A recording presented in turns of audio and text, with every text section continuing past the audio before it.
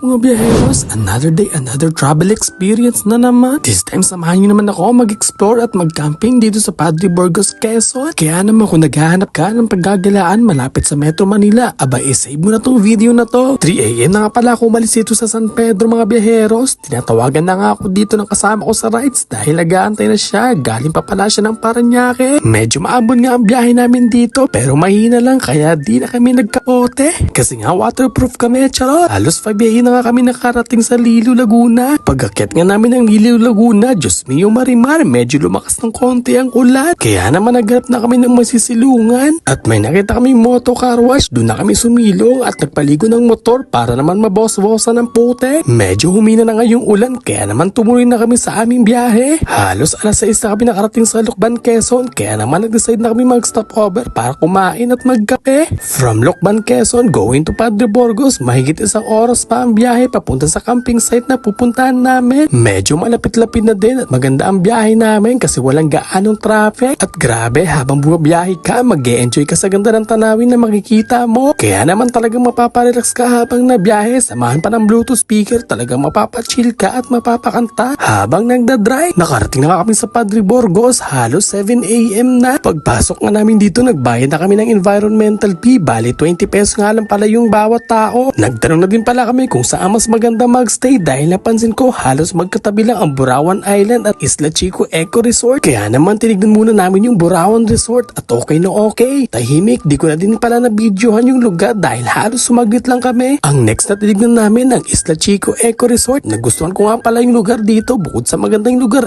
feeling safe ka dito dahil merong security guard. At grabe, kahit umaga na kami nag-check-in sa resort, ang binayaran na namin ay pang overnight rate. 550 nga pala yung binayaran ko dito. Good for 2 packs na. Kasama na yung 10 space rental na 100. Kaya naman mas maganda kung pupunta kayo dito na meron kayong dalang baon 10. Pero kung wala naman, pwede kayong kumuha ng cottage o room. O diba, kung marami kayo. Meron nga pala akong dalang sariling tent. Ang kinagadahan pa dito, ang bilis lang i-set up. Halos para nagbubukas ka lang ng payo. At instant nakapag-set up ka na agad. Kaya naman kung gusto nyo ng ganitong tent, ilalagay ko na lang sa comment section yung link. At grabe, ang laki ng tent. Pang 4 to 6 persons na nga pala ang capacity nito. At mura ka lang pala siya nabili online. Meron na pala itong kasamang insulator foil na pwedeng pang sapin, picnic mat at camping light. O diba napakasulit na. After ko nga pala mag-setup ng tent, naghanap na kami kaagad ng makakainan. O diba nag-outing tapos walang pagkain. Charo. Kaya nga pala wala kaming baon dahil sa tuwing nga alis ako, yun lagi ang ginagawa ko, ang kumain sa mga pwedeng pagkainan para wala na masyadong daladala. Lutong ulam na nga pala yung binili ko dito at panghanggang gabi na rin para isahang labas na lang. Pwede din pala kayo magluto dito mga biyaheros dahil meron silang grilling area. Kaya kung trip nyo magluto, abay edi go, decision mo yan. Charot. Grabe mga biyaheros, sa sobrang ganda ng lugar, talaga naman magre-relax ka dito. Napakalinis ang paligid dahil talaga na-maintain nila yung kalinisan. At take note mga biyaheros, meron lang designated area kung saan lang kayo pwede mag-swimming. Diyan nga lang pala sa merong net para iwas dikya. For the safety na din ng mga naniligo. So far, wala naman ako nakitang dikya. Wala talaga sa plano ko mag-overnight pero para masulit na din, nag-overnight na kami sa site at meron hindi inaasahang pangyayari. Alas 2 sa madaling araw, biglang umambot.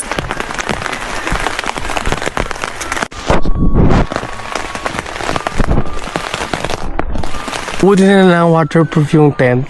Yun nga lang yung sa baba ng tent. Hindi waterproof. Diyos mo yung marimar.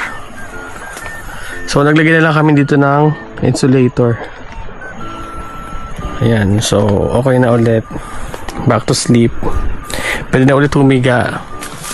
Buti na lang mahina ang ulan at waterproof yung tent. Kaya naman nagising ako at ayun bigla hindi nakatulog. Kaya naman nag-isip ako ng ibang way para di maboring. Sinabit ko nga pala yung cellphone ko sa taas ng tent para makapag-Netflix. O diba, para 5 AM na nga pala kami nagising at grabe basang-basa ang aming picnic mat at madumi. Kaya naman nilinisan na lang namin sa dagat. Ito nga pala yung grupo ng asosasyon no. Nag-ride sa gilid ng aming tent. Diyos ko, 7 AM na nga pala kami nakapag-pack up dito at gagala sana kami sa Lilo, Laguna. Kaso nakaramdam ng antok at medyo malakas ang agos. Sa mga ilog, balak sana namin pumunta sa mga running water sa Diliw, Laguna. Kaya ayun, cancel muna, sunod gala na lang. O siya mga biyahero, shinare ko lang yung aming travel experience at alam ko wala kayong pake, charot. Samahan nyo nito sa aking travel experience at mag-enjoy, wag puro trabaho, Diyos ko. Enjoy din pag my time dahil sa oras na lumilipas, walang rewind. Kaya naman mag-travel ka na, wag masyado magpalipin sa salapi. Bayad ka ng bayad ng buwis, kinukurakot lang din naman, charot. O siya mga biyahero, Pero hanggang dito lang muna ang ating video. Babush!